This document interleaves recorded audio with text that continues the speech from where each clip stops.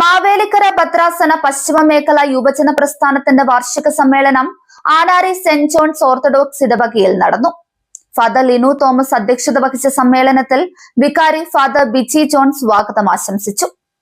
Mavelikkara ഭദ്രസനാധിപൻ doctor Abraham Mar Epiphanios മെത്രാപ്പോലിത്ത അനുഗ്രഹ പ്രഭാഷണം നടത്തുകയും Karthikappally excise officer Arun Kumar B ലഹരിവിരുദ്ധ ക്ലാസ് നയിക്കുകയും ചെയ്തു.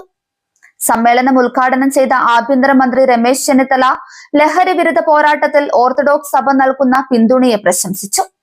തുടർന്ന് കളരിഗുരു ഉമേഷ് ഉണ്ണികൃഷ്ണൻ ആയോധന കലയുടെ അടിസ്ഥാന പാഠങ്ങൾ പഠിപ്പിച്ചു. വിവിധ മേഖലകളിൽ പ്രതിഭ തെളിയിച്ചവർക്കുള്ള മികവ് അവാർഡ് ദാനവും നടന്നു.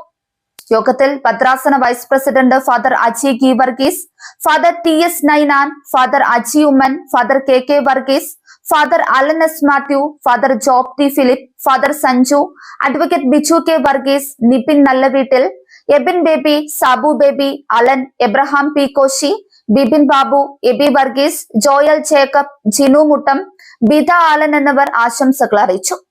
പരിപാടികൾക്ക് Cherian T John, Mathew P John, Jomi Joju, Jeni Rachel Jose, Joel Joseph George എന്നിവർ നേതൃത്വം നൽകി.